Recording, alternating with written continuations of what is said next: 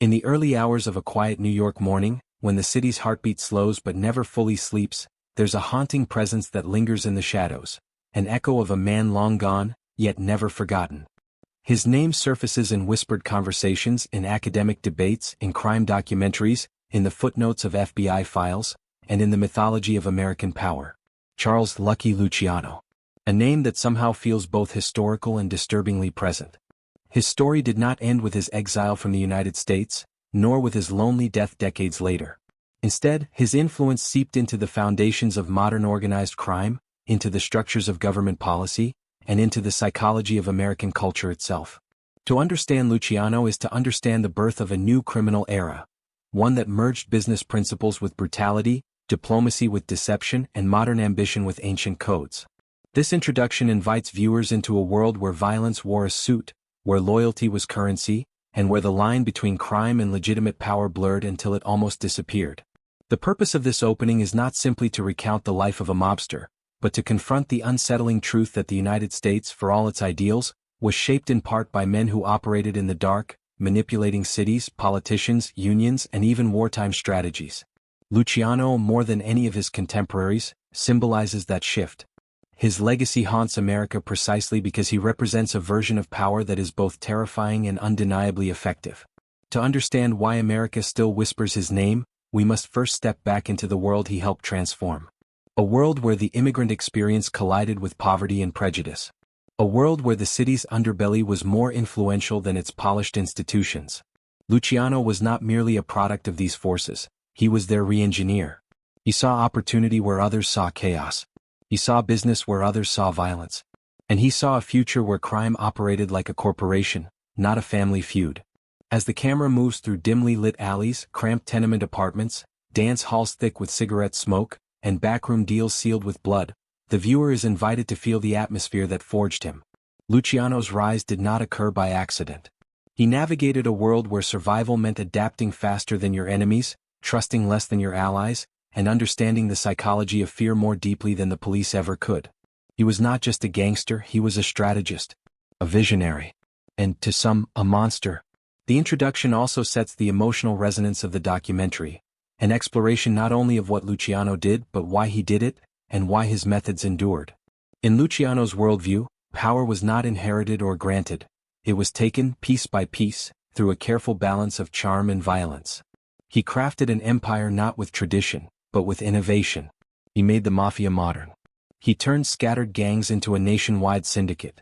He built networks of influence that stretched from politicians' offices to waterfronts, from brothels to boardrooms.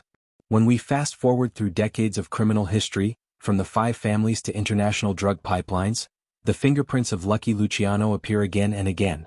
Yet this introduction must also capture the paradox at the heart of his story. Luciano is both villain and visionary. His brilliance coexisted with brutality. His reforms brought order to chaos, but at the cost of blood and fear. His legacy reshaped the criminal world, yet the structures he built also exposed countless people to violence, exploitation, and systemic corruption. To understand this duality is to grasp why his memory refuses to fade. Criminals admire his efficiency. Historians study his innovations. Governments quietly acknowledge the way his actions forced them to evolve. And society continues to be captivated by the contradiction of a man who was both charismatic and deadly. As the documentary opens, it invites viewers into a journey through time, from the chaotic immigrant streets of early 20th century New York, through Prohibition's intoxicating rise of illegal fortunes, through battles between rival mob bosses, through courtrooms that tried to break his empire, and through prison walls that could not contain his influence. It moves finally into the twilight of his life, where exile forced him into reflection, but never erased his legacy. Above all, the introduction establishes why this story matters now. Because the systems Luciano helped create did not die with him. Because the psychology of power he mastered still applies to political negotiations, corporate strategies, and criminal enterprises today. The modern mafia, global drug cartels, trafficking networks, and even government intelligence collaborations all trace a shadowy lineage back to the man who dared to reorganize crime into a business. So as the viewer stands on the threshold of this tale, one of ambition, violence, intellect, betrayal, and transformation, they are invited to consider a final question. Is Lucky Luciano remembered because he shaped America, or because America needed someone like Luciano to reveal its darkest truths? The story begins here, in the silence before the storm, with the ghost of a man whose presence still lingers in every conversation about organized crime. And through this documentary we will follow his journey, not as a legend, but as a human being shaped by desperation, opportunity, and an unrelenting hunger for power. Before Lucky Luciano rose to prominence, America, particularly New York, was a battlefield disguised as a city. The underworld wasn't a sleek machine or a coordinated empire. It was a messy, violent mosaic of ethnic gangs constantly vying for territory and relevance. Italian groups didn't trust Jewish outfits. Jewish crews didn't trust the Irish. The Irish fought among themselves. Violence wasn't strategic, it was impulsive. Survival hinged on raw brutality rather than intelligent organization. There were no alliances built on mutual profit, only grudges built on blood. This chaotic world created an environment where crime thrived but never truly grew. Profit took a backseat to ego. Turf wars drained resources. Bosses rose quickly and died even quicker. It was a world without order, waiting for someone with vision to shape it. To understand Luciano's eventual impact, we must first see this pre-Luciano ecosystem as a maze of power vacuums. New York City in the early 20th century was an immigrant pressure cooker filled with inequality, corruption, and desperate men willing to do anything to survive. Tenements overflowed with families who had fled famine, war, and poverty, only to find themselves trapped in overcrowded slums with little opportunity for advancement. Gangs became both protection and prison. They offered identity, belonging, and a way to earn money, though often at the cost of one's soul. Every street corner was its own kingdom, and every kingdom had a ruthless young fighter ready to defend it. Layered over this chaos was prohibition, a misguided national experiment that would change everything. When alcohol became illegal in 1920, the U.S. government unintentionally handed the criminal underworld the greatest opportunity in its history. Suddenly, every speakeasy, every smuggler's boat, every bootlegger's truck became a potential gold mine. But because there was no unified structure, the windfall only intensified the bloodshed.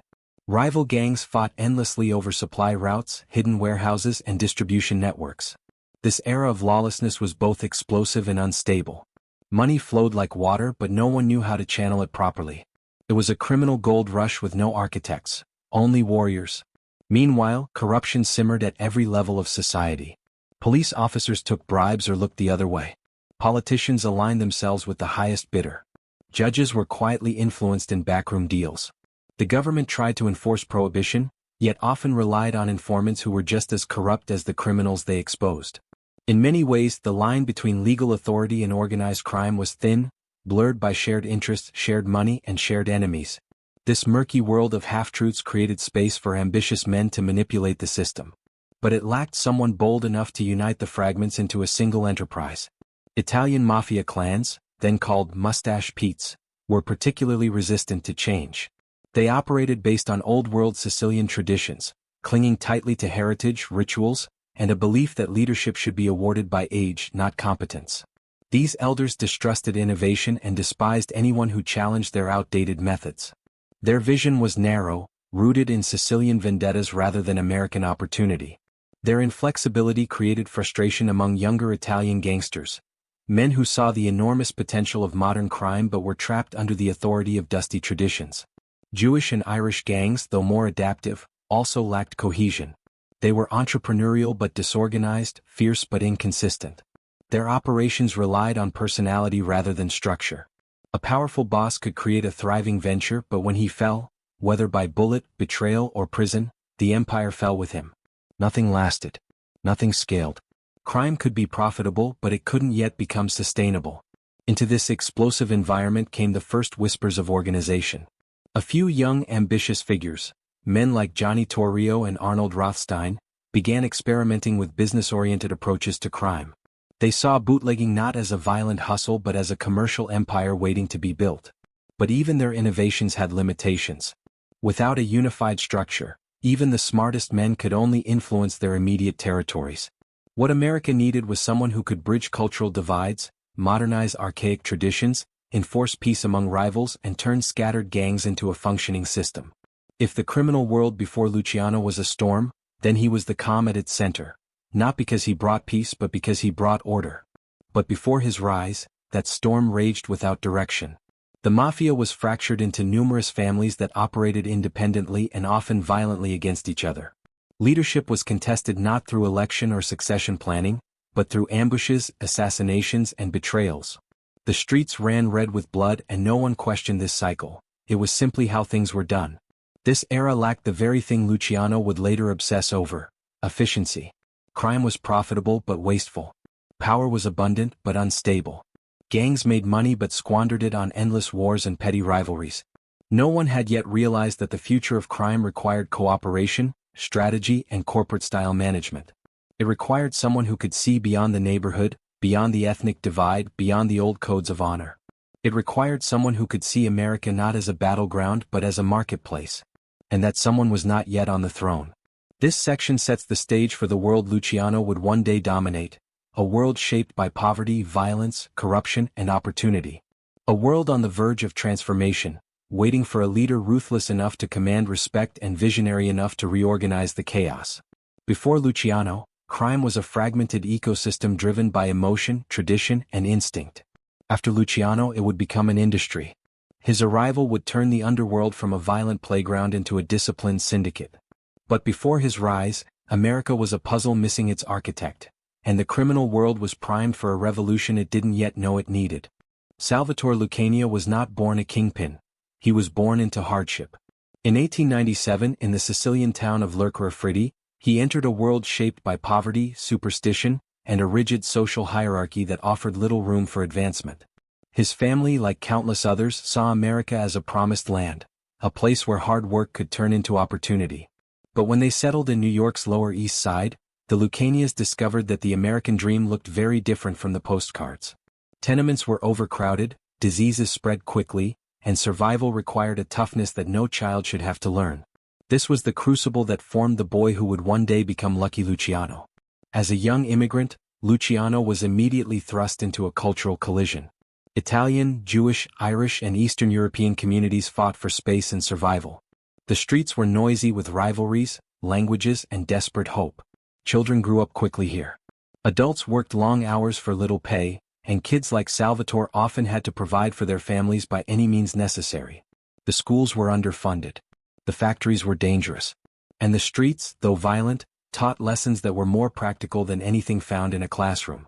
Luciano learned early that fear could be a shield, and respect could be earned through decisive action. It wasn't long before Salvatore noticed that the boys who made money weren't the ones selling newspapers. They were the ones running errands for street gangs. He started delivering messages, collecting coins, and doing whatever was needed to survive.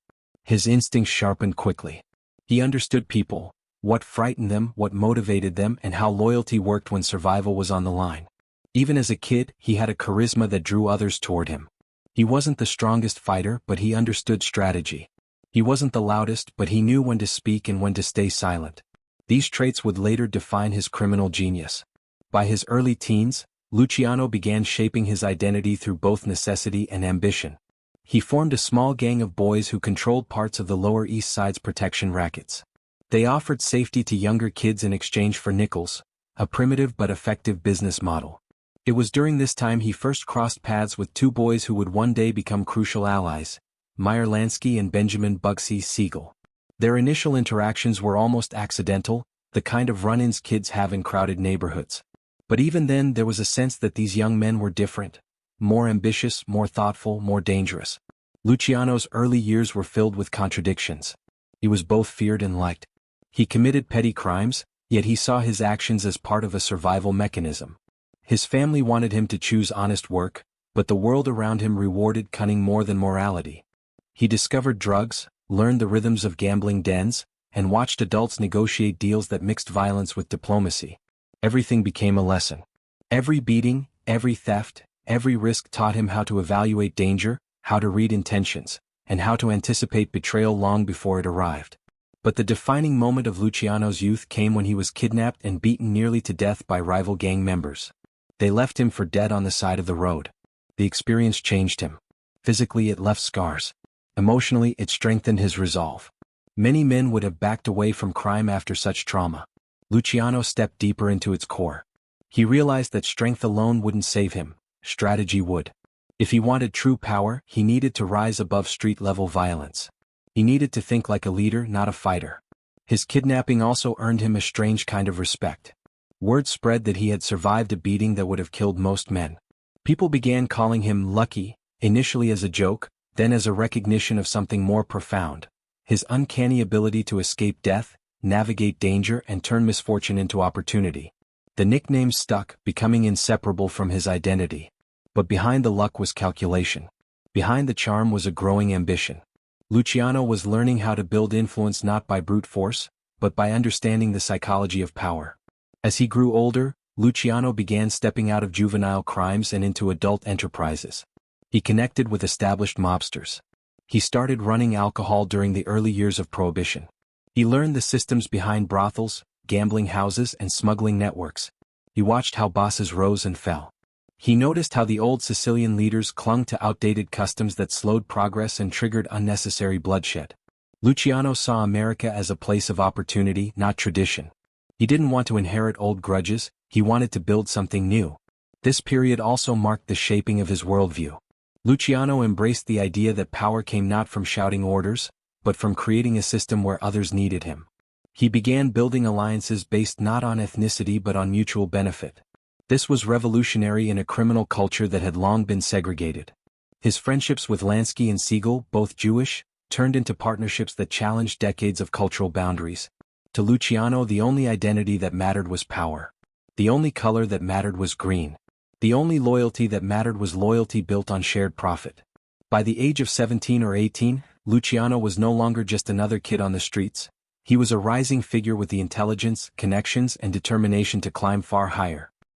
He dressed better, spoke more confidently, and carried himself with the quiet authority of someone who understood his future was not confined to slums. Every step he took was deliberate. Every relationship he built was strategic. Every risk he embraced was calculated. This section of his life ends with Luciano standing on the edge of a new era, poised between adolescence and adulthood, between petty crime and organized ambition. He had survived poverty, violence, and betrayal. He had learned the rules of the streets, only to realize that the real game was much larger. He had discovered a world of possibility, and he intended to seize it. The boy named Salvatore Lucania had become something far more dangerous, a young man ready to carve his own path through America's criminal landscape. By the time Luciano entered his late teens and early 20s, the streets had already molded him into something sharp and formidable.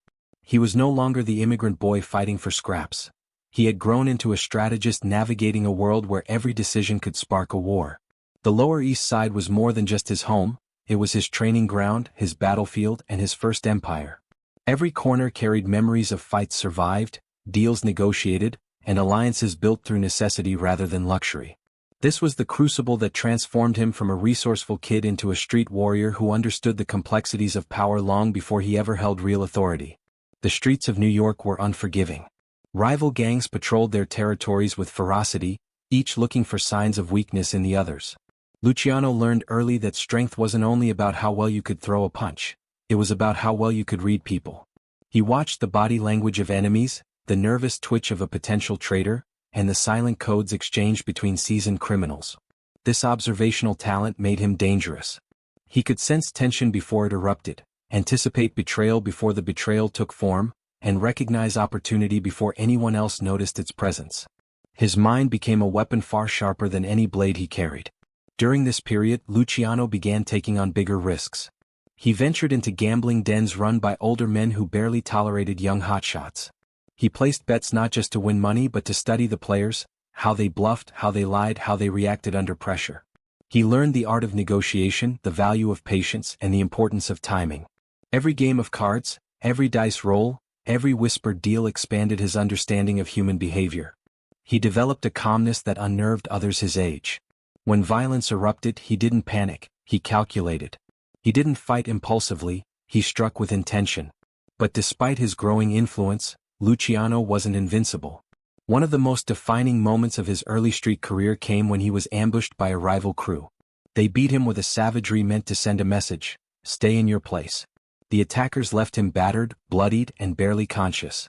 Most men would have been crippled physically or psychologically by such an ordeal. Luciano, however, used the pain as fuel. Instead of retreating in fear, he emerged stronger, more focused, and more determined. The streets whispered about his survival, calling him lucky, because no one could understand how he lived through it. But his survival wasn't luck. It was resilience, the stubborn refusal of a young man who believed he was destined for more. This survivorship elevated his reputation. People began treating him differently. They didn't just see a tough kid, they saw someone favored by fate, someone with an almost supernatural ability to slip out of death's grip. His enemies grew cautious. His allies grew more loyal. And the nickname Lucky wasn't just a label anymore. It became a brand, a symbol of his growing legend. The moment he embraced it, his transformation accelerated. He wasn't just Salvatore Lucania. He was Lucky Luciano, a man who seemed born to rise. Luciano's growing reputation attracted the attention of older, established gangsters. They saw potential in him, his intelligence, his charm, his cold precision. Soon he was running jobs for powerful organizations, transporting illegal goods, collecting debts, and mediating disputes. This was when he first encountered real power, the kind that didn't come from fists or knives but from influence. He watched bosses operate like businessmen, delegating tasks, negotiating partnerships, and managing complex networks. Luciano absorbed everything. He began understanding that power was not just about physical dominance but about control over markets, territories, and people's fears. His alliances during this time were crucial. Meyer Lansky, the brilliant Jewish strategist, became his closest partner in both vision and ambition. Lansky was unlike anyone Luciano had met. He had the discipline of a scholar, the cunning of a fox, and the emotional detachment required for difficult decisions. Luciano admired him, not because Lansky came from a different background, but because he matched Luciano's hunger for something beyond street-level mediocrity.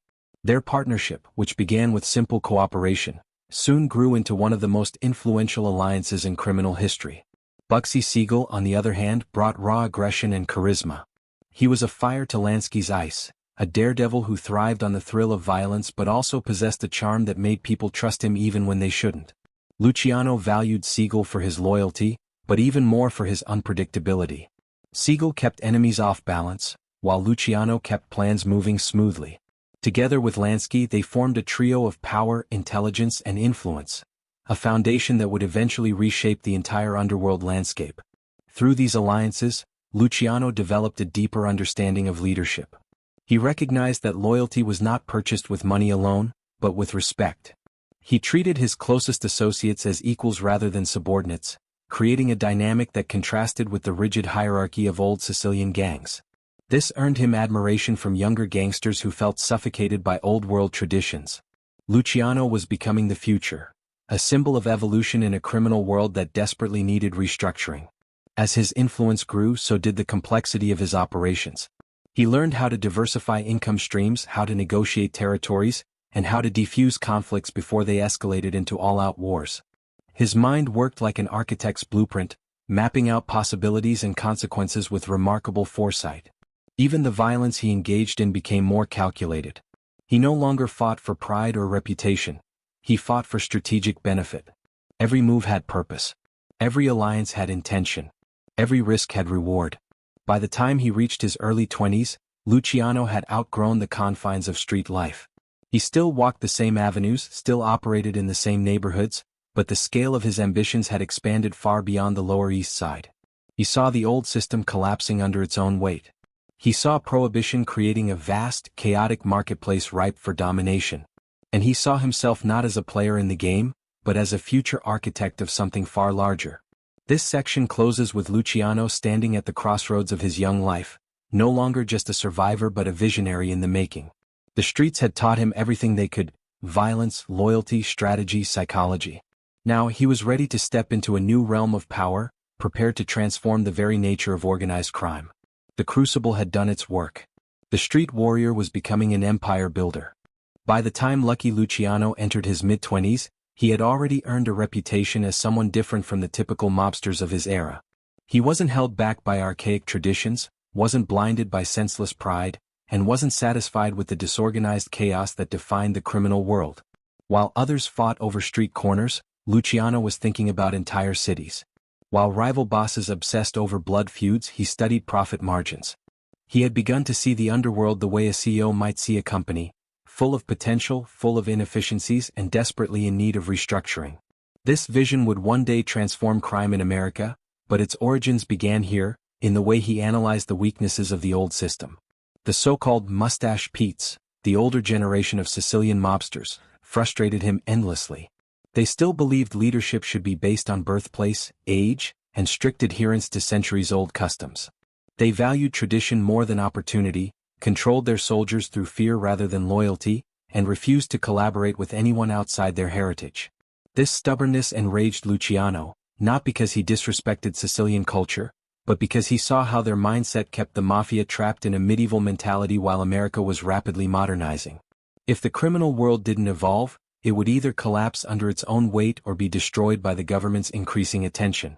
Luciano recognized that prohibition had created a once-in-a-generation opportunity. With alcohol illegal, the demand for bootleg liquor created an underground economy unlike anything America had seen. The money pouring into criminal organizations was staggering, but it was being wasted through internal wars, sloppy operations, and outdated leadership styles. In Luciano's mind, the Mafia needed a complete overhaul. He began envisioning an underworld governed by profit, not vendetta, by efficiency, not ego, by smart alliances, not tribal divides. He wanted an organization that could sustain itself long after individual leaders were gone. His observations led him to a radical conclusion. The Mafia needed to function more like a corporation. If gangs unified under a single structure, shared responsibilities, and followed the same rules, they could dominate every illegal industry in the country. They could control unions, politicians, and entire economic sectors. They could operate with the same sophistication as major American companies but without the restrictions of law. To make this dream a reality, Luciano needed to break away from the old world and create something entirely new. The seeds of this transformation were planted through his alliances. Meyer Lansky, with his mathematical mind and strategic discipline, gave Luciano the intellectual support he needed to build a new criminal order. Lansky understood money better than anyone, how to launder it, hide it, invest it, and multiply it. He saw crime as a business, and he believed in reducing violence because violence disrupted cash flow.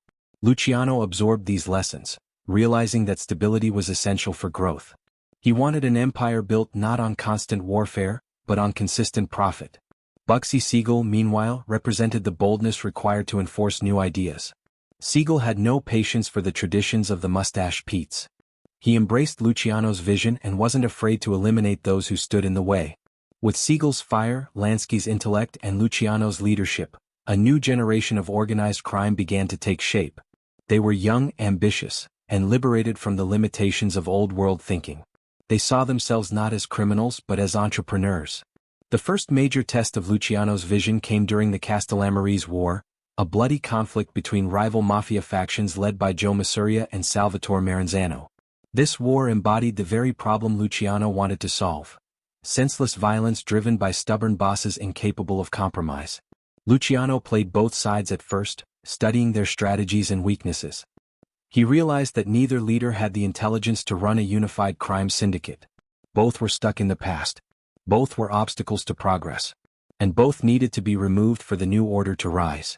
Luciano's involvement in the elimination of Masuria and Maranzano was not an act of rebellion. It was an act of evolution. By orchestrating their downfall, he didn't just end a war. He cleared the final barriers preventing modernization. The executions became symbols of a generational shift, a ruthless but necessary purge of leaders who refused to adapt. With the old guard gone, Luciano was free to build the structure he had imagined for years, a national crime syndicate governed by logic and profit. To prevent wars like the Castellamarese conflict from happening again, Luciano created his most groundbreaking innovation: the Commission. This governing body, made up of the leaders of the major mafia families, functioned like a board of directors. Its purpose was simple: maintain peace, resolve disputes, and oversee national operations. No single boss would ever again have absolute power. Instead, the Commission ensured shared authority, collective decision-making, and a balance of interests that kept the underworld stable. It was a visionary step, one that blended corporate governance with criminal enterprise. But Luciano's restructuring went deeper than politics. He reorganized crime at every level. He separated operations so that individual crews specialized in specific industries: gambling, narcotics, prostitution, labor racketeering, while ensuring that profits flowed upward in an organized and trackable manner. He implemented rules that limited unnecessary violence, because violence brought police attention. He introduced systems of discipline, communication, and financial accountability. Even corruption became more sophisticated under his leadership. Instead of random bribes, Luciano established long-term arrangements with politicians, judges, union leaders, and law enforcement officials. The Mafia was no longer a loose collection of gangs, it was becoming a shadow government. Luciano also understood the importance of diversity in business. He wasn't bound by ethnic loyalties. If someone could make money, they were valuable. This open-minded approach allowed him to build partnerships with Jewish and Irish gangs, dramatically expanding the Mafia's reach. These collaborations created a multi-ethnic criminal network that was far more powerful than any single group could achieve alone. Luciano's world was built on strategy, not superstition. While many mobsters craved personal glory, Luciano aimed for something far greater: sustainability. He wanted a system that could survive arrests, assassinations, and internal conflicts. He wanted to design an empire that could function like a machine, efficient, profitable, and resilient. Under his guidance, crime became institutionalized. Territories were divided, leaders elected, rules codified, and markets stabilized. He built the blueprint for what modern organized crime would become for decades. Luciano's transformation from street warrior to visionary architect marked the turning point in his career. He was no longer just reacting to the world, he was shaping it. The criminal landscape of America was evolving into something structured and predictable, and Luciano stood at the center of this metamorphosis. His innovations blurred the line between illegal enterprise and legitimate business, revealing unsettling truths about the nature of power. By the time his vision was fully realized, Luciano had done something unprecedented in American history. He had reinvented crime. He had taken chaos and turned it into order. He had taken violence and turned it into policy. He had taken the fragmented ambitions of countless gangsters and unified them into an empire that operated with the efficiency of a corporation. And though his empire would eventually bring him down, the system he built would outlive him by generations. This section marks Luciano's evolution into the mastermind who transformed organized crime. The underworld would never be the same again, not because of chance but because he had the vision to redesign it from the ground up. Before Lucky Luciano reshaped organized crime into a modern machine, he first had to understand, and strategically weaponize, the ancient code that governed it. Omerta wasn't just a rule in the Mafia, it was the religion of the underworld. Born in the hills of Sicily, nurtured through centuries of oppression, and carried across the ocean by Italian immigrants, Omerta represented silence, honor, and absolute loyalty. But in America, where tradition collided with ambition, this sacred code took on new meaning. For Luciano, Omerta wasn't simply about following old customs, it was a tool, a psychological anchor he could use to hold together the massive syndicate he was building. Omerta demanded silence above all else. A man could endure torture, betrayal, or imprisonment, but he could never speak to authorities. Breaking Omerta wasn't merely treason, it was a sin punishable by death. This code created a shield between the Mafia and the outside world. Police could gather suspects, interrogate them, pressure them, but without testimony from inside, the law remained powerless. For Luciano, who sought to create a stable and efficient criminal empire, this code was indispensable. Silence protected the structure he was designing. Loyalty kept it strong. Fear kept it consistent. Yet the code was more than a practical barrier, it was a psychological conditioning system. New recruits didn't simply learn Omerta, they absorbed it like a spiritual doctrine. The Mafia wasn't just a criminal group, it was a family, a tribe. Breaking the code meant betraying your brothers, betraying your ancestors, and betraying your own identity. Luciano understood this emotional depth. He recognized that men obey rules not only because they fear consequences but because those rules define their sense of self. Omerta allowed him to harness an ancient loyalty while modernizing everything else about the organization. At the same time, Luciano was smart enough to see the limitations of the old-school interpretation of Omerta. The Mustache Pete saw the code as a rigid, unbreakable chain tied to Sicilian bloodlines. They used the code to enforce obedience based on heritage, not capability. Luciano took a different approach. To him, Omerta wasn't about clinging to the past, it was about ensuring operational security. He didn't care where a man was born, America, Sicily, Poland, Russia, if he could be trusted to keep his mouth shut and honor the organization. This shift fundamentally altered the Mafia's future. By separating loyalty from ethnicity, Luciano expanded the pool of reliable allies and strengthened the foundation of his syndicate. This redefined version of Omerta became the backbone of Luciano's empire. Soldiers were taught to obey orders without question, to settle disputes internally, and to never discuss business with outsiders. Confidentiality wasn't a suggestion, it was survival. Under this code, a man could have enemies inside the organization, disagreements with his boss, or grievances with the system, but he could never go to the authorities. The law was the enemy. The family was everything. And in this environment, Luciano's power grew like roots spreading beneath the soil. Fear played an equally important role in enforcing the code. Loyalty alone wasn't enough to maintain discipline in an organization filled with violent, ambitious men.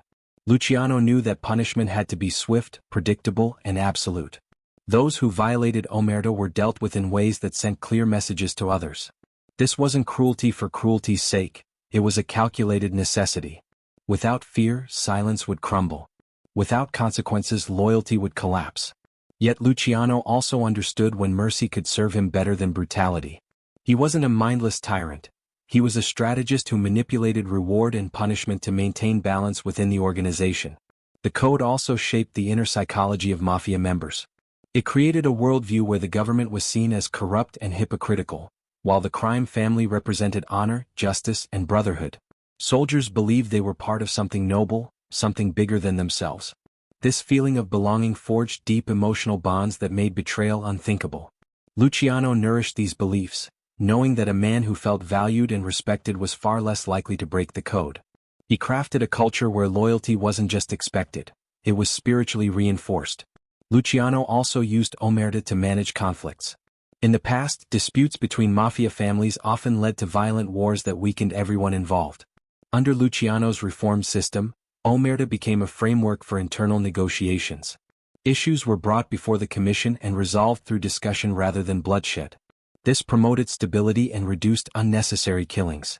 By linking omerta with centralized leadership, Luciano turned the mafia from a chaotic network of feuding clans into a cohesive institution governed by consistent laws. Yet despite his modernizations, Luciano never allowed the code to lose its sacred aura. He respected its origins, the sacrifices behind it, and the cultural depth that made it powerful. He understood that traditions, when used correctly, could unify people more effectively than fear alone. So while he discarded outdated customs, he preserved omerta as the heart of the mafia's identity. Under his leadership, the code was neither weakened nor diluted, it was refined, strengthened, and transformed into a tool that could support a nationwide empire. This section reveals the dual nature of omerta in Luciano's world. It was at once a moral compass, a military doctrine, and a psychological strategy. It protected the mafia from external threats, united members through shared values, and served as the invisible glue that held the criminal empire together. Luciano didn't invent the code, but he perfected its use.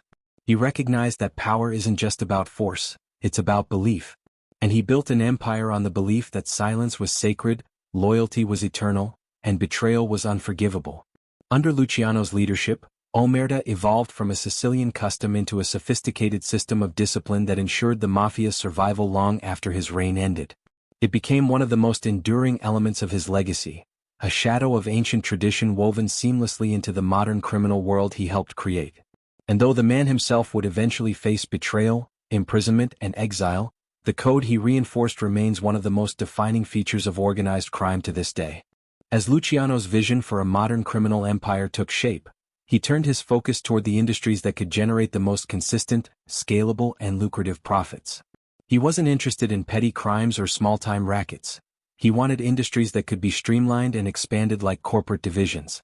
Gambling, prostitution, and various vice operations became the backbone of his empire, not just because they were profitable, but because they could be organized with efficiency and precision. Under his leadership, vice ceased to be chaotic street-level hustling and evolved into an industrialized system of profit generation. Gambling was the first pillar of Luciano's new empire. Illegal gambling had existed long before him, but it was fragmented, run by independent operators, vulnerable to police raids and constantly disrupted by rival gangs. Luciano saw an opportunity to unify these operations under one network. He introduced standardized rules, fixed percentages, and shared profits across families. This didn't just increase earnings, it reduced violence by eliminating competition among mafia crews. His gambling enterprises ranged from backroom card games to major betting operations and overseas partnerships. Luciano understood that gambling appealed to everyone, from factory workers spending their last dollar to wealthy businessmen looking for adrenaline. By offering reliability and protection, his organized gambling networks flourished. Prostitution, though socially taboo, was one of the most profitable industries of the era. Before Luciano took over, prostitution rings were disorganized, abusive, and unpredictable. Pimps exploited women with no structure or system, and police interference constantly disrupted operations. Luciano, cold and calculating, saw the potential to transform this chaotic underworld into a streamlined business. He connected brothels across the city, centralized management, and imposed strict rules on both workers and handlers. His vice empire offered cleaner environments, medical checkups, and more consistent earnings. For the women it was exploitation, for the mafia it was efficiency. Luciano didn't defend the morality of his actions, he only cared about the revenue.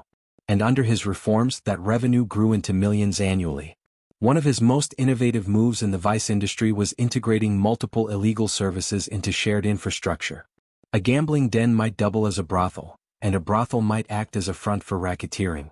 This fluidity made it harder for law enforcement to pinpoint operations and easier for the mafia to funnel profits through the same protection networks. It was the criminal equivalent of vertical integration. Luciano's empire became a multi-layered machine in which each vice operation supported the others financially and structurally, creating a web of interdependent industries that maximized stability and minimized exposure. Labor racketeering became another crucial element of this empire. Luciano understood that unions were powerful, but also vulnerable. If he could control union leadership through bribes or intimidation, he could manipulate wages, strikes, shipping schedules, and construction projects. This gave him influence not only over businesses but over entire industries. Control of unions gave the mafia leverage in negotiations with corporations and government officials. It provided access to major contracts, kickbacks, and political favors. While vice operations generated daily income, labor racketeering generated long-term strategic power. To manage this expanding empire, Luciano implemented a careful system of delegation. He trusted men like Frank Costello, Vito Genovese, and Tommy Lucchese to run different sectors. Costello handled gambling and political connections. Genovese oversaw narcotics and muscle. Lucchese mastered labor operations. Each man operated like a division head in a corporation. Luciano didn't micromanage, he supervised. He received percentages, monitored performance, and resolved disputes. This allowed him to maintain control while expanding operations at a scale no single boss had ever attempted. His leadership style blended strict discipline with strategic freedom, giving his lieutenants enough autonomy to innovate while ensuring they remained loyal. The financial sophistication of Luciano's empire also set it apart. He didn't allow money to flow chaotically. He implemented systems for collecting, counting, and distributing profits. He used legitimate businesses as fronts for laundering illegal earnings. Restaurants, nightclubs, import-export companies, and construction firms all became part of the mafia's financial infrastructure. These fronts disguised the movement of money, reduced suspicion, and allowed Luciano's organization to invest in legitimate enterprises that further strengthened their economic stability. For the first time, the mafia wasn't just profiting from crime, it was investing in society. Luciano's empire also expanded beyond New York. He formed relationships with mob families in Chicago, Detroit, Tampa, and Los Angeles. His reach extended to Cuba, where joint ventures with Lansky allowed the mafia to create luxury casinos that attracted international high rollers. These overseas operations generated staggering profits and provided escape routes if American law enforcement grew too aggressive.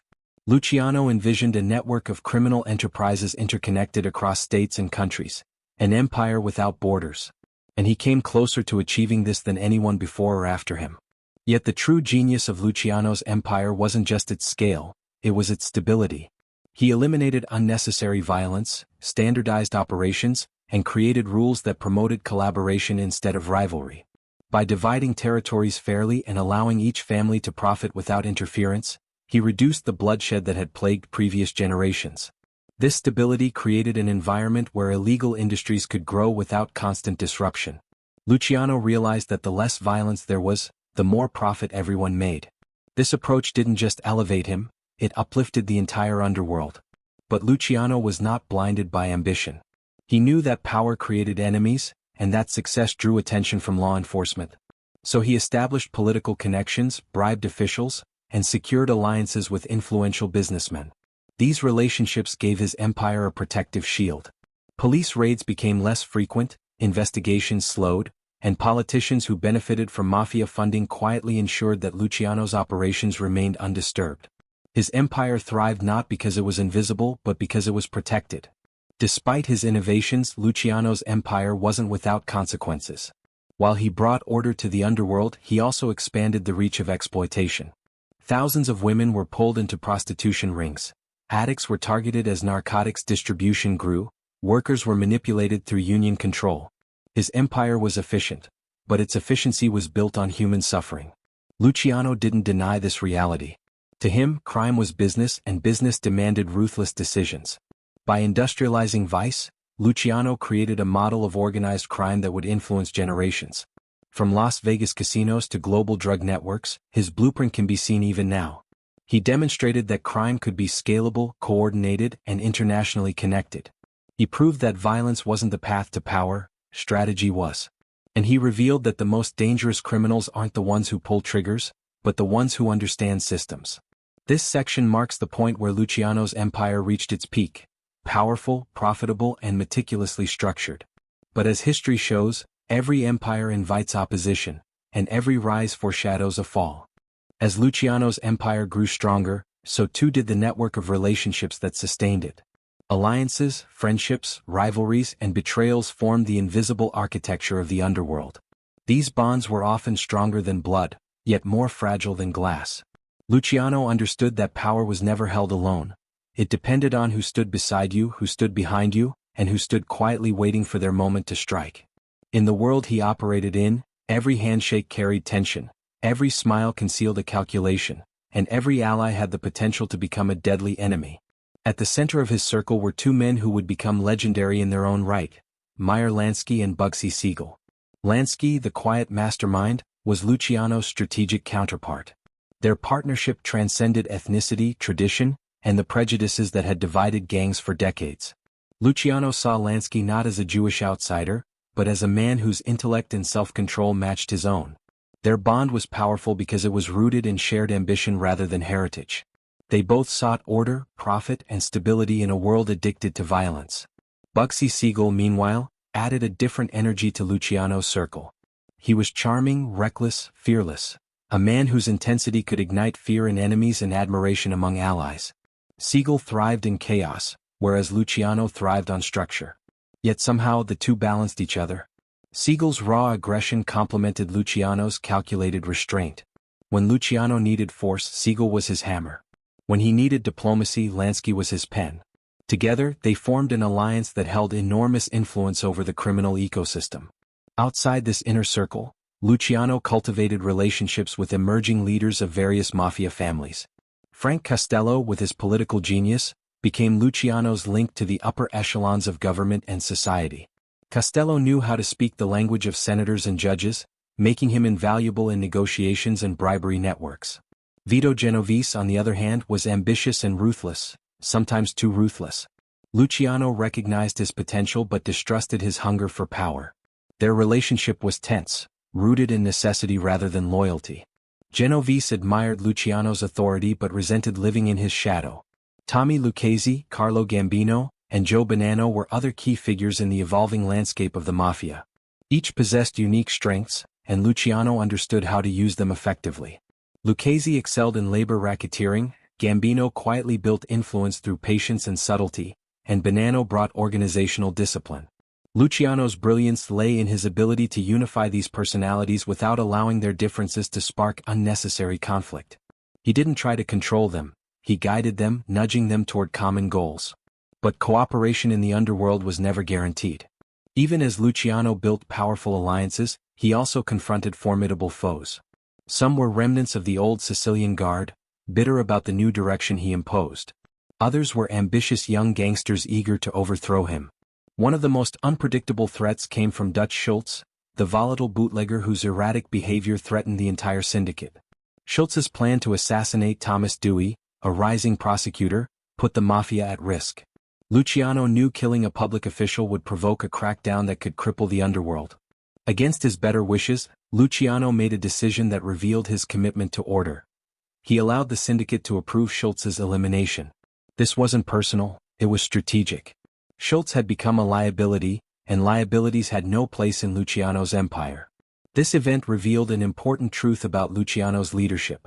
He prioritized the system over individuals, even when those individuals had once been allies. Friendship mattered, but survival mattered more. Every decision he made was guided by the long-term stability of the organization. If someone threatened that stability, even indirectly, Luciano acted decisively. The underworld was a fragile ecosystem, and one reckless figure could bring it all crashing down. Internal tension grew further when Luciano established the Commission. While the governing body was created to maintain peace, it also stirred jealousy among those who resented sharing power. Some bosses believed Luciano had given himself too much influence. Others disliked being held accountable. Though the Commission reduced violence, it also created political rivalries that simmered beneath the surface. Luciano had built a system dependent on cooperation, but cooperation required constant vigilance. Every meeting, every vote, every negotiation carried a subtle undercurrent of suspicion. As Luciano's influence expanded, so did the ambitions of those closest to him. Vito Genovese, in particular, began plotting ways to position himself for future leadership. He didn't openly challenge Luciano, no one dared, but he maneuvered quietly, forming alliances in the shadows. He understood that Luciano's eventual downfall might present him with an opportunity. Luciano was aware of Genovese's hunger but tolerated him for the sake of the larger operation. Power required alliances with people you didn't fully trust. Outside the Mafia, law enforcement pressure intensified. Prosecutors like Thomas Dewey were determined to dismantle the syndicate. Their crusade created internal panic, leading some gangsters to doubt Luciano's ability to protect them. These external threats caused fractures within the alliances Luciano had built. Fear made men unpredictable. Loyalty weakened. Rivals whispered that Luciano's leadership had made the Mafia too noticeable, too ambitious, too exposed. Even with these growing tensions, Luciano maintained an extraordinary level of control. His reputation, charisma, and strategic brilliance kept most rivalries from exploding into open conflict. But beneath the surface, a cold war brewed, quiet rivalries, whispered criticisms, and hidden ambitions that threatened the stability he had worked so hard to construct. Luciano's empire was powerful, but it was filled with men who wanted more. The alliances he built were strong, but they were not unbreakable. This section marks the simmering tension of the era. The Mafia had become more organized than ever before, but organization did not eliminate ambition. Luciano stood at the center of a complex network of alliances and rivalries, respected, feared, and constantly challenged by ambition, ego, and shifting loyalties. His leadership brought unity, but unity always comes with a cost. And soon, those internal fractures would begin to widen, setting the stage for the conflict and betrayal that would ultimately mark the beginning of his downfall. As Luciano's empire reached its peak, an invisible war began brewing on the other side of the city. One that wasn't fought with guns or gangsters, but with courtroom strategies, political ambition, and public perception. The government, once tolerant or easily bribed, was changing.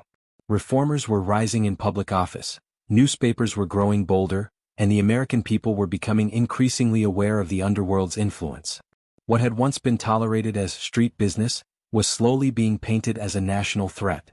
And in the center of that narrative stood one man, Lucky Luciano. To law enforcement, Luciano was not merely another gangster.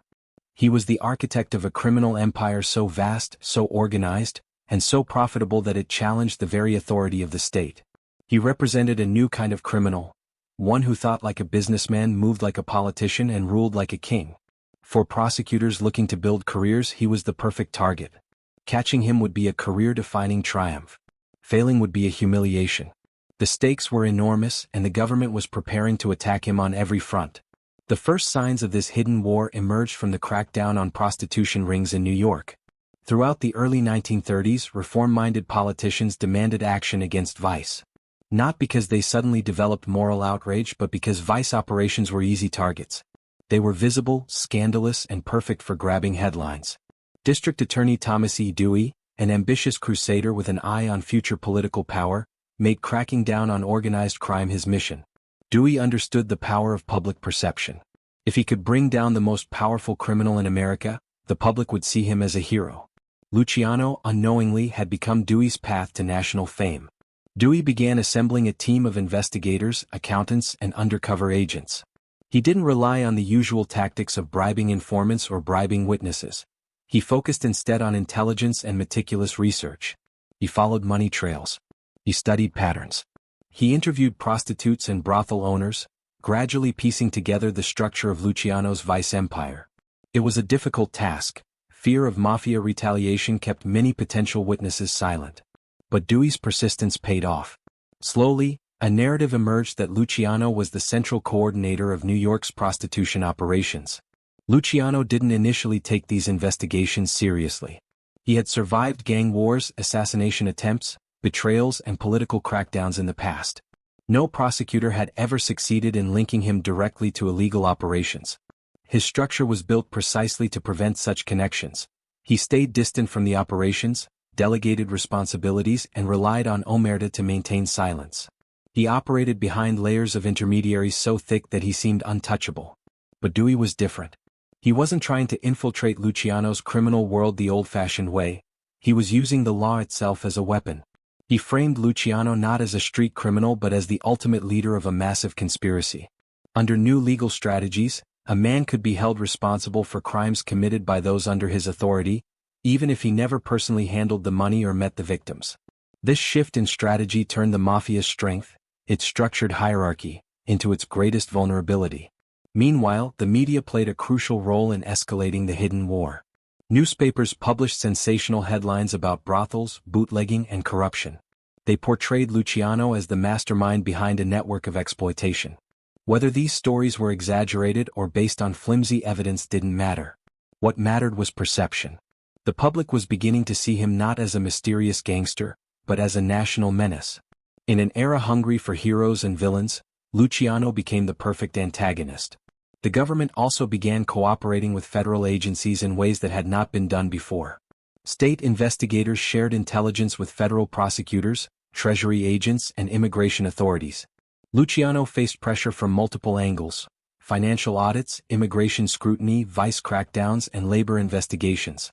This multidirectional assault was unprecedented. In the past, he had always managed to neutralize threats one by one. But now they were coming all at once, coordinated and determined. Internally, the pressure began destabilizing the Mafia as well. Some of Luciano's associates grew nervous. The threat of long prison sentences caused fractures in omerta. A few low-level operatives began cooperating with investigators, not out of betrayal but out of fear. Others distanced themselves from Luciano to avoid being implicated. The internal unity that had held the syndicate together for years was beginning to crack under the government's relentless attacks. Luciano still tried to maintain his composure. He held meetings, reassured allies, and used his political connections to gauge the seriousness of the threat. But even he couldn't ignore the signs. Dewey was gaining momentum. Newspaper articles praised him as a fearless crusader. Crowds cheered his speeches. Politicians supported his investigations. Luciano realized that he wasn't just fighting a prosecutor, he was fighting a rising political force. The hidden war escalated rapidly when Dewey launched a massive raid on prostitution houses connected to Luciano's network. Dozens of arrests were made. Women testified under anonymity. Madams pointed fingers under pressure. And for the first time, statements were taken that directly linked Luciano's name to criminal operations. These testimonies were often coerced, incomplete, or exaggerated, but they were enough to build a case. Luciano's world, built on efficiency and silence, was now vulnerable to a weapon he could not intimidate: public opinion. Dewey framed him as public enemy number one, a title that transformed him from a shadowy figure into a national villain. The photographs of his arrest were splashed across newspapers. The public wanted justice. Politicians wanted results. Dewey wanted victory. This section marks the beginning of the end. Luciano's empire, though powerful, was never designed to withstand a full-scale political assault. The hidden war had surfaced into the public eye. What was once a quiet investigation had become a spectacle. And now Luciano, once untouchable, was being dragged toward a courtroom where he would face the fight of his life. Luciano's arrest in 1936 marked one of the most dramatic turning points in American criminal history. What had once seemed impossible was now unfolding in front of the entire nation. The man who had ruled the underworld with strategic brilliance and quiet dominance was suddenly forced into the light, handcuffed, escorted by police, and photographed by dozens of reporters eager to capture the downfall of America's most notorious crime boss. His trial would become a national event, a modern spectacle where the government, the media, and the public converged to dismantle a legend. Everything began with a calculated ambush orchestrated by Thomas Dewey. Luciano had been careful, but even he couldn't escape the growing political momentum against him. Dewey took advantage of a rare opportunity: information from terrified witnesses, anonymous tips from brothels, and pressure from reformist politicians, to justify issuing a warrant. When Luciano was finally apprehended in Hot Springs, Arkansas, he was caught off guard. The arrest was swift, humiliating, and strategically perfect for Dewey's campaign.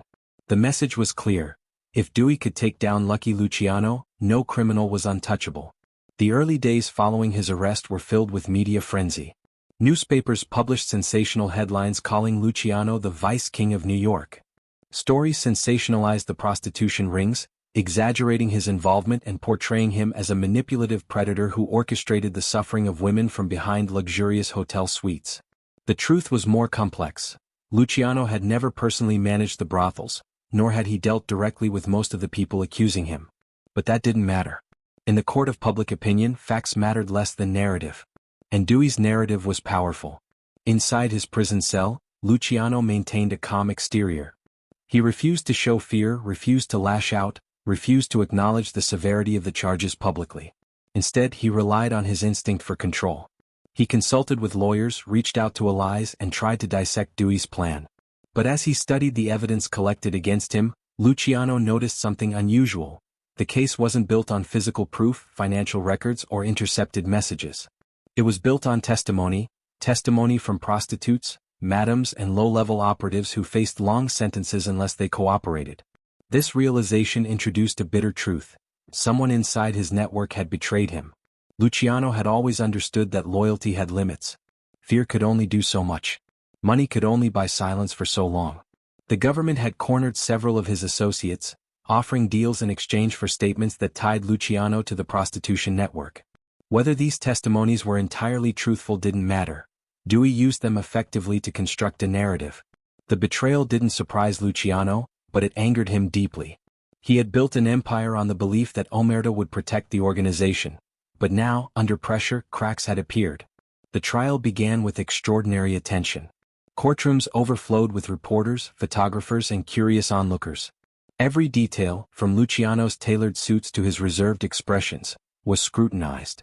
Dewey treated the trial like a theater performance, showcasing witnesses who tearfully recounted abuses, threats, and exploitation. Some testimonies were rehearsed. Others were coerced. But Dewey presented them with conviction. His goal wasn't just to prove guilt, it was to paint Luciano as a moral threat to society. Luciano's defense team tried to dismantle Dewey's claims. They argued that the prosecution's witnesses were unreliable, motivated by fear or leniency. They emphasized the lack of direct evidence linking Luciano to daily operations of prostitution. But Dewey was relentless. He connected dots with dramatic flair, creating a story the jury found compelling. Each witness became a piece of a puzzle that, when assembled, portrayed Luciano as the mastermind behind a vast criminal empire exploiting hundreds of women. The trial wasn't only a legal battle, it was a psychological one. Dewey masterfully used the press to amplify the gravity of the case. Editorials praised him as a fearless hero standing up against organized crime. Politicians used the trial to signal their commitment to reform. The public, hungry for justice after years of witnessing corruption and violence, embraced Dewey's pursuit of Luciano as a moral crusade. In this environment, objectivity was nearly impossible. Guilty or not, Luciano represented everything the reformers wanted to destroy. As weeks passed, Luciano realized that the trial was not going in his favor. He watched witness after witness enter the courtroom, some trembling, some confident, all echoing the same narrative. Even if many accounts were exaggerated or false, the cumulative effect was devastating. The lack of physical evidence didn't matter. The emotional weight of testimony was more powerful. Luciano understood that he was not being convicted for what he did, but for what he symbolized. The verdict was inevitable. After a highly publicized trial, the jury found Luciano guilty on multiple counts of compulsory prostitution. The sentence was staggering: 30 to 50 years in prison. It was the harshest sentence ever given to a mob boss of his stature. Dewey celebrated the court's decision as a historic victory. The media spread the news across the nation. Headlines declared that the era of untouchable crime lords was over.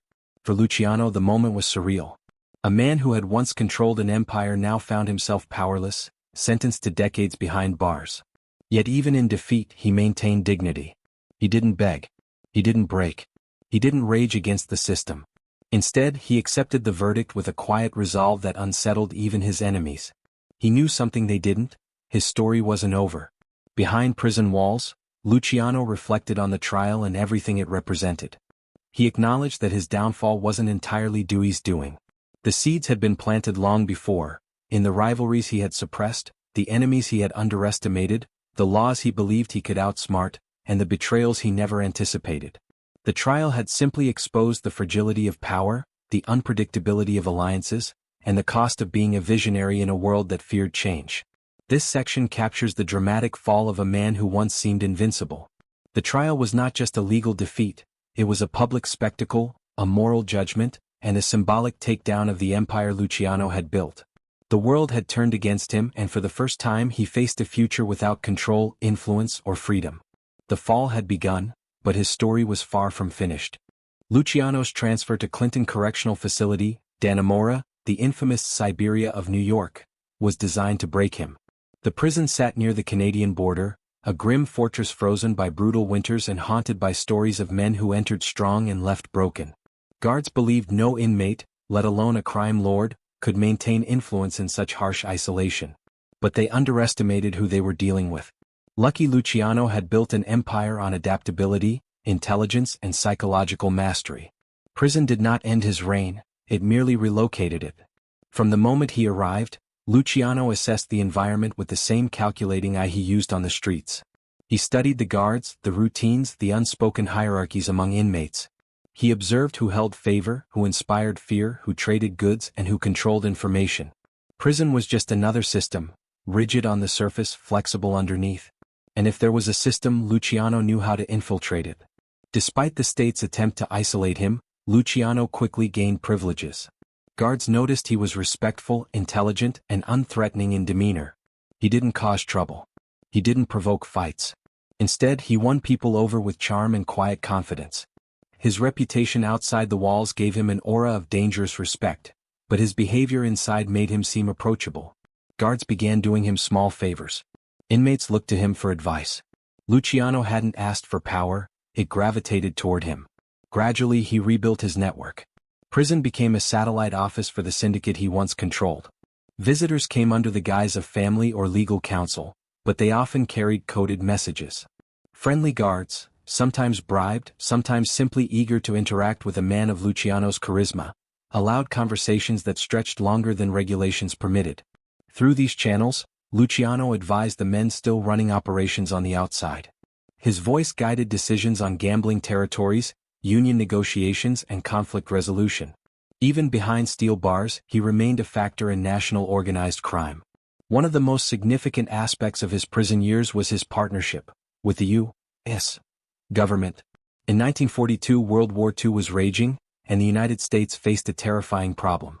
German submarines were sinking American ships at alarming rates along the East Coast. Intelligence agencies feared Axis spies had infiltrated ports, docks, and labor unions. The waterfront, controlled largely by the Mafia, was a critical vulnerability. The government needed help, but not from law-abiding citizens. They needed the cooperation of the man who still commanded loyalty on the docks, Lucky Luciano. Researchers approached him discreetly. They explained the crisis, the fear of sabotage, and the need to secure New York's harbor. Luciano listened carefully. He understood the stakes and he understood the opportunity. By assisting the government, he could prove his value, not just as a criminal but as an asset. This wasn't loyalty to America, it was loyalty to survival. He agreed. Through his contacts, Luciano ensured the docks ran smoothly. Longshoremen cooperated with federal agents. Sabotage threats disappeared. Rumors spread through the underworld that assisting the government meant gaining Luciano's approval. Within months, the waterfront problem stabilized and U.S. officials quietly acknowledged that a notorious mob boss had helped protect a major wartime asset. The public never knew. The government preferred silence. But behind closed doors, the deal reshaped Luciano's fate. This cooperation set the foundation for what would eventually lead to his release. Officials realized that Luciano's influence could be useful beyond wartime emergencies. His ability to control people, through fear or respect, made him a strategic asset in ways the legal system never intended. The irony was staggering. The same man the government had fought so fiercely was now helping them safeguard the nation. Inside prison, Luciano continued to reflect on his life. He was aging. He had lost personal freedom but not his mind. He spent long hours thinking, something he never had time for in his days of rapid expansion and constant crisis. He realized how ambition had pushed him into the spotlight, how the empire he built became too big to hide. Deep inside he knew he would never return to the life he once lived. But he was not ready to give up influence. Power for Luciano was not physical, it was psychological. As long as men listened to him, he still existed. There were moments of loneliness. Despite visitors and allies, prison stripped away illusions. Luciano confronted the scars of old wars, the betrayals that led to his capture, and the men who had stood by him. He also confronted regrets, small ones never admitted aloud. He regretted trusting some men too much, underestimating others, and allowing the government to turn him into a public target. But he never regretted his vision. He believed in the syndicate he built. He believed in the order he created. And he believed the Mafia needed structure long after he was gone. By the mid-1940s, Luciano's health began to decline. Years of harsh conditions and limited freedom weighed heavily on him. Yet his spirit remained intact. His conversations with outside bosses showed continued sharpness, and his guidance still shaped national decisions. His imprisonment hadn't ended the Mafia, it had simply forced it to evolve. Luciano's lieutenants, once students under his leadership, were now commanders running their own empires. As whispers spread that the government was considering his deportation rather than continued imprisonment, Luciano sensed the shift. He knew he would likely never walk freely through New York again. But if he could secure release even under exile, he could still influence the world from afar. This section concludes the paradox of Luciano's prison years. He was locked away but never erased. The government tried to crush him, yet ended up needing him. His enemies tried to silence him, yet his voice traveled farther than the prison walls. He was a prisoner but also a strategist, a mentor, and a quiet force shaping the underworld's direction. In prison, Luciano proved something essential about his character. Power wasn't the empire he controlled, power was the mind that built it. In 1946, after a decade behind bars and years of silent cooperation with U.S. intelligence, Lucky Luciano received news that would change the course of his life forever. In recognition of his wartime assistance, and under heavy lobbying from powerful figures who preferred to keep his contributions discreet, the state commuted his sentence. But freedom came with a price. Luciano would not be returning to New York, the empire he built with blood and strategy. Instead, he was to be deported to Italy, the country he had left as a child and no longer recognized as home. It was a bittersweet victory. Freedom of movement traded for exile, influence traded for distance, and his kingdom left behind in the hands of others.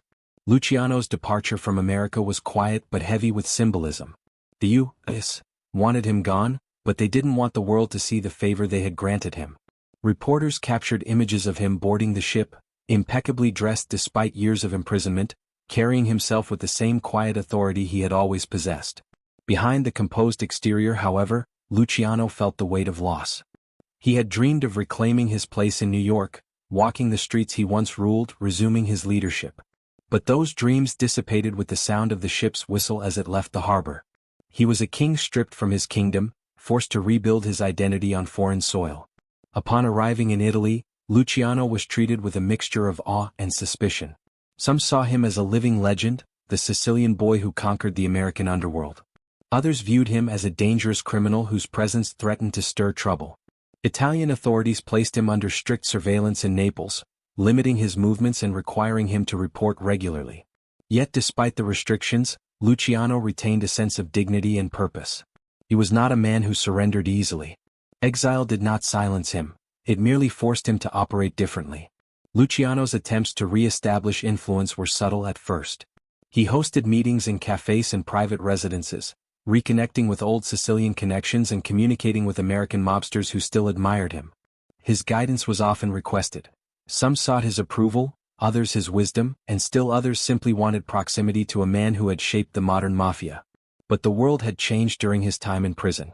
New leaders had risen, new alliances had formed, and new criminal enterprises were emerging. The syndicate no longer needed a single mastermind. It had become a machine with many hands on the controls. Still, Luciano found ways to involve himself in transatlantic operations. He contributed to discussions around narcotics distribution, particularly heroin routes that passed through Italy, France, and eventually into the United States. While the extent of his involvement remains debated, intelligence reports suggest he played a consulting role, advising rather than commanding. His influence had shifted from leadership to mentorship. He was no longer the architect of the empire, but the respected elder statesman whose name alone carried weight. Despite these connections, Luciano struggled internally with his new reality. He lived in a comfortable apartment, wore fine suits, and frequented luxurious hotels, yet he was trapped. Not physically but emotionally. The city of Naples was beautiful, but it wasn't his city. The rhythms, the accents, the street culture, it all felt foreign. He had become an American long ago, shaped more by the chaos of Manhattan than by the traditions of Sicily. Exile exposed the deepest wound of his life. He belonged nowhere. In New York he was a myth-turned-man. In Italy he was a man-turned-myth, respected but displaced, admired but isolated. Luciano's final attempt to reclaim a semblance of his old life came through the hope of returning to Cuba. In 1946 he traveled to Havana under false pretenses, seeking a place closer to the United States where he could potentially regain some influence over the American underworld. For a brief moment it seemed possible. He met with mobsters, laughed with old friends, and felt the electric pulse of proximity to the empire he lost. But this momentary illusion was shattered when the U.S. government discovered his presence. Under pressure, Cuba expelled him, sending him back to Italy once more. It was the second time freedom had been dangled before him, only to be cruelly taken away. As the years passed, Luciano's life became quieter, more introspective. The power once radiating from him softened. He spent more time reflecting on the past, on the streets of New York, the betrayals, the triumphs, the mistakes. He followed news of the American Mafia with a mixture of pride and frustration. His blueprint still guided the organization, but the men implementing it were far more reckless, more violent, more chaotic than he ever intended. He had wanted structure, they sought dominance. He had created a system, they were tearing it apart. In these later years, Luciano developed a strange sense of philosophical detachment. He spoke openly about fate, destiny, and the cost of ambition. He understood that he had paid dearly for the empire he built, paid with imprisonment, exile, and the loss of the place he considered home. Yet he did not view his life with regret. Rather, he saw it as a series of choices made in the only world he ever knew, a world of survival, loyalty, and power. Luciano's end came suddenly on January 26, 1962. He collapsed from a heart attack at Naples International Airport after meeting with a film producer who wanted to tell his life story. It was fitting in a poetic way. The man who had spent decades maneuvering through shadows died moments after trying to shape the narrative of his own legend. And perhaps, in those final moments, he understood something universal, that no matter how powerful a man becomes, he cannot escape the truth of his own humanity. This section marks the quiet unraveling of a man once larger than life. Exile stripped him of territory but not identity, power but not influence. He remained Lucky Luciano until his last breath, a visionary who built an empire, lost it, and learned to live with the ghosts of his own creation. In the final phase of his life, Lucky Luciano existed in a strange twilight, no longer the commanding figure who once shaped the American underworld, yet never truly fading into obscurity. Even in exile, he carried an aura that drew people toward him. Journalists sought interviews, filmmakers wanted rights to his story, and younger gangsters treated him like a living relic, a man whose legend had outgrown his reality. But behind the myth was an aging man wrestling with the contradictions of his past: victory and loss, power and loneliness, ambition and regret, legacy and truth.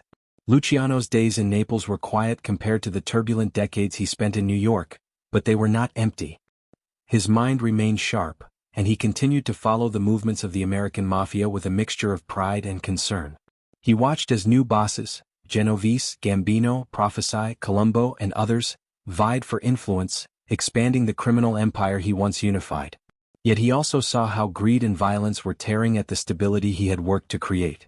Wars erupted, alliances fractured, and younger gangsters were more reckless than the disciplined order he once enforced. His dream of a peaceful syndicate had splintered into brutality once again. Despite his distance, Luciano still held sway. Men wrote to him, visited him, and asked his advice on disputes. His voice carried weight not because he commanded armies, but because he represented the foundation. Every boss understood that their own power was built atop the structure Luciano had engineered decades earlier. Even when he stepped away from active leadership, he never fully vanished from the Mafia's consciousness. His ghost lingered in conversations, strategies, and conflicts. But Luciano's later years were also marked by introspection. He began reflecting deeply on his journey, from the poor Sicilian child to the immigrant street warrior, from the architect of organized crime to the exiled king. He often spoke about fate, almost as if he believed his life had been shaped by forces outside his control. Yet he also acknowledged the choices he made, the risks he accepted, and the violence he sanctioned. What haunted him most was not the fear he once inspired, but the consequences of the empire he built, particularly how it transformed into something he no longer recognized. He spent long afternoons sitting by the sea, watching ships drift across the horizon, imagining the Manhattan skyline that had defined his identity. He missed the city not because of the power he once wielded, but because it was the only place where he had ever truly belonged. Italy felt like a foreign land, America felt like a lost home. Exile carved a wound in him that never healed. He carried that ache in silence, masking it behind the dignity of a man who refused to show weakness. Yet even in introspection, Luciano remained a charismatic figure. He entertained visitors with stories of old wars, old deals, old enemies. He spoke with humor, intelligence, and sharp observation. He had an uncanny ability to make people feel special, even as he subtly analyzed their intentions. Those who met him in his final years described him as polite, confident, and unexpectedly philosophical. He spoke less like a gangster and more like a retired general remembering battles fought for reasons now lost to time. The final chapter of Luciano's life began when he agreed to meet with a film producer interested in making a documentary about his rise and fall. Luciano saw this as more than a business opportunity, he saw it as a chance to reclaim his story.